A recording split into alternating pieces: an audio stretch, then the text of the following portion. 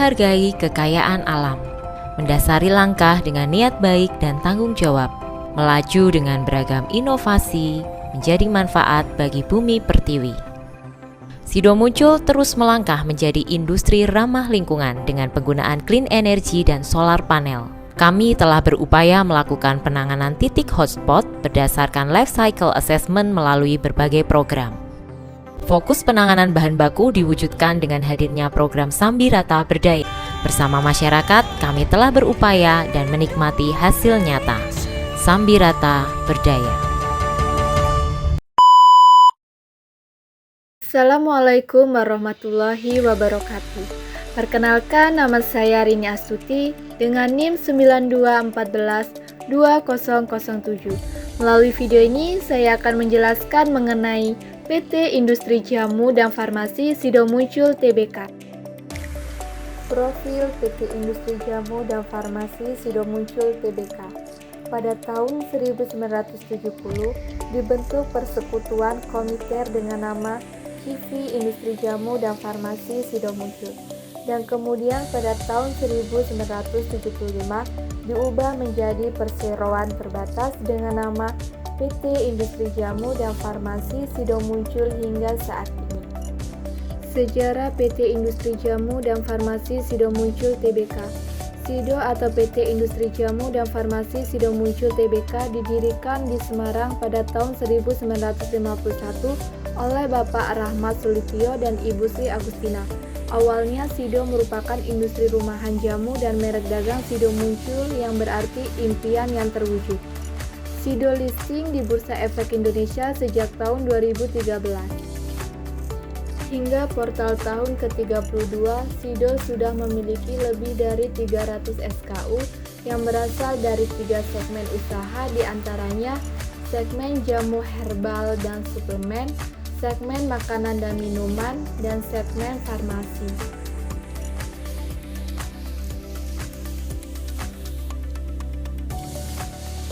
Berikut ini adalah pimpinan PT Industri Jamu dan Farmasi Sido Muncul Tbk. Bapak Jonathan Sofyan Hidayat sebagai Komisaris Utama pada PT Industri Jamu dan Farmasi Sido Muncul Tbk. Direksi berhasil memanfaatkan peluang pasar dengan meluncurkan produk-produk baru yang sesuai dengan kebutuhan konsumen, memperluas jaringan distribusi hingga menjangkau pelosok tanah air. Selanjutnya, Bapak David Hidayat sebagai Direktur Utama pada PT Industri Jamu dan Farmasi Sido Muncul Tbk. Di tengah kondisi pasar yang masih dipengaruhi pandemi, kinerja perseroan berhasil melampaui target, yaitu penjualan tumbuh sebesar 21% dan laba bersih tumbuh sebesar 35%. Selanjutnya yaitu Bapak Sigit Hartoyo Hadi Santoso sebagai Komisaris pada PT Industri Jamu dan Farmasi Sido Muncul Tbk. Visi dan misi PT Industri Jamu dan Farmasi Sido Muncul Tbk. Visi PT Industri Jamu dan Farmasi Sido Muncul Tbk menjadi perusahaan farmasi, obat tradisional, makanan minuman kesehatan, kosmetik, dan pengelolaan bahan herbal yang dapat memberikan manfaat bagi masyarakat dan lingkungan.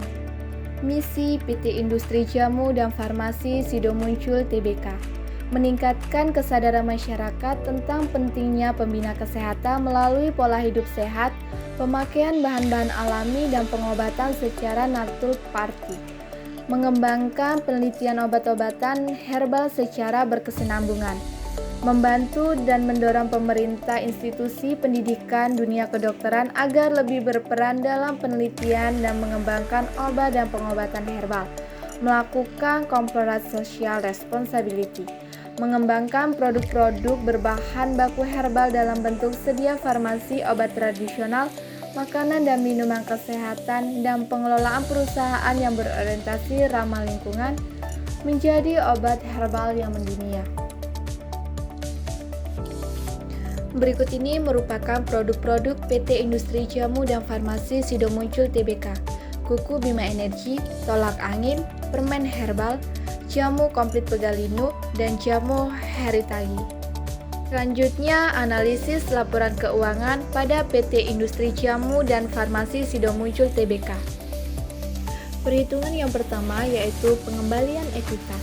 Return on investment, pengembalian investasi dengan rumus pendapatan setelah pajak dibagi dengan total aset pada tahun 2020 yaitu sebesar 0,299 dan pada tahun 2021 yaitu sebesar 0,38 dan perusahaan mengalami peningkatan return on investment yaitu sebesar 9%. Selanjutnya yaitu return on equity. Dengan rumus pendapatan setelah pajak dikurang dengan total ekuitas. Pada tahun 2020 yaitu sebesar 0,289, sedangkan pada tahun 2021 yaitu sebesar 0,36 dan pada perusahaan mengalami peningkatan return on equity yaitu sebesar 11%. Selanjutnya yaitu leverage ratio. Debt of asset ratio dengan rumus total liabilitas dibagi dengan total aset pada tahun 2020 yaitu sebesar 0,163 dan pada tahun 2021 yaitu sebesar 0,146 dan mengalami peningkatan yaitu sebesar 1%. Selanjutnya yaitu debt to equity ratio dengan rumus total liabilitas dibagi dengan ekuitas pada tahun 2020 yaitu sejumlah 0,194 dan pada tahun 2021 yaitu sebesar 0,72 dan debt to equity ratio yaitu mengalami penurunan sebesar 2%. Selanjutnya time interest earned, rumus yaitu EBIT dibagi dengan beban bunga pada tahun 2020 yaitu sebesar 1,39 dan pada tahun 2021 yaitu sebesar 3,090 dan mengalami peningkatan. Selanjutnya yaitu long trend to equity ratio pada tahun 2020 yaitu sebesar 0,021 dan pada tahun 2021 yaitu sebesar 0,015 dan long trend to equity ratio yaitu mengalami peningkatan. Selanjutnya yaitu rasio likuiditas. Current ratio dengan rumus aset lancar dibagi dengan kewajiban lancar. Pada tahun 2020 yaitu sebesar 3,67 dan pada tahun 2021 yaitu sebesar 4,13. Current ratio yaitu mengalami peningkatan pada tahun 2021. Selanjutnya yaitu quick ratio dengan rumus aktiva lancar dikurang persediaan dibahagi dengan utang lancar. Jumlah pada tahun 2020 yaitu sebesar 3,12 dan pada tahun 2021 yaitu sebesar 3,30. Quick ratio mengalami peningkatan pada tahun 2021. Selanjutnya yaitu cash ratio dengan rumus kas untuk ekuivalensi kas dibahagi dengan utang lancar. Pada tahun 2020 yaitu sebesar 1,84 dan pada tahun 2021 yaitu sebesar 1,99 dan cash ratio itu dia mengalami peningkatan sebesar 6%. Rasio solvabilitas. Equity to asset ratio dengan rumus total ekuitas dibahagi dengan total aset pada tahun 2020 yaitu sebesar 0,194 dan pada tahun 2021 yaitu sebesar 0,172. Equity to asset ratio yaitu mengalami penurunan pada tahun 2021. Selanjutnya inventory turnover dengan rumus beban pokok penjualan dibahagi dengan persediaan. Pada tahun 2020 yaitu sebesar 10,7 dan pada tahun 2021 yaitu sebesar 8,81. Inventory turnover yaitu mengalami penurunan pada tahun 2021.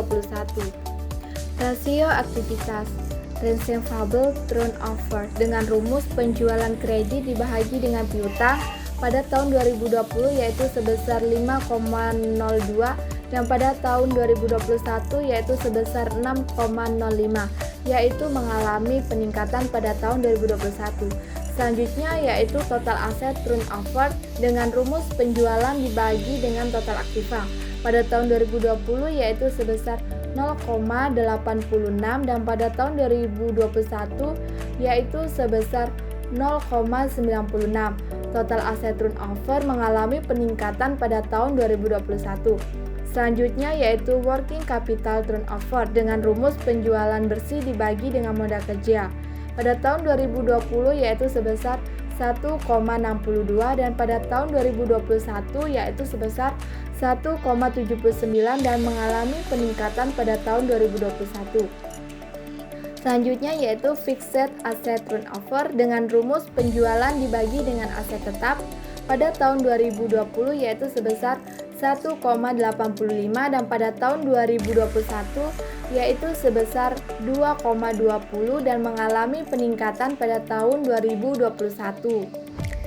Rasio profitabilitas gross profit margin dengan rumus laba kotor dibagi dengan penjualan pada tahun 2020 yaitu sebesar 0,44 dan pada tahun 2021 yaitu sebesar 2,31.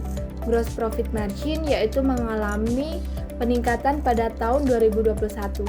Selanjutnya net profit margin dengan rumus laba bersih setelah pajak dibagi dengan penjualan pada tahun 2020 yaitu sebesar 0,280 dan pada tahun 2021 yaitu sebesar 0,313 dan mengalami peningkatan pada net profit margin.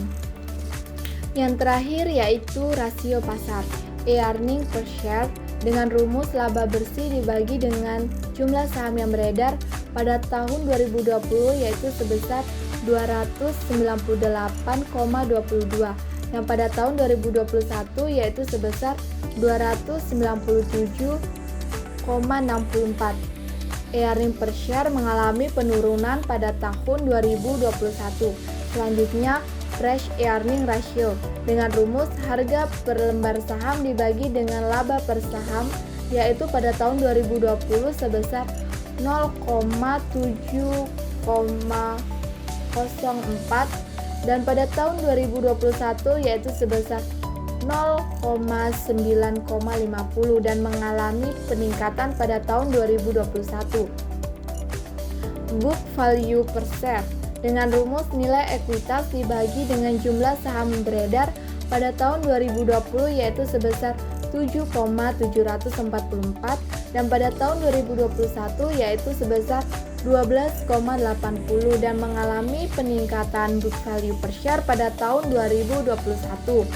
Selanjutnya price book value dengan rumus harga per lembar saham dibagi dengan nilai buku per lembar saham pada tahun 2020 yaitu sebesar 0,17 dan pada tahun 2021 yaitu sebesar 66,47 kali dan mengalami peningkatan price book value pada tahun 2021.